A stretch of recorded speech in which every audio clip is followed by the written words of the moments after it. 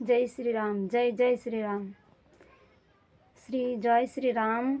অযোধ্যা মন্দিরের এই যে ছবি আর এই যে প্রসাদের প্যাকেট, এই প্যাকেটটা এসছে শ্রী অযোধ্যা মন্দির থেকে।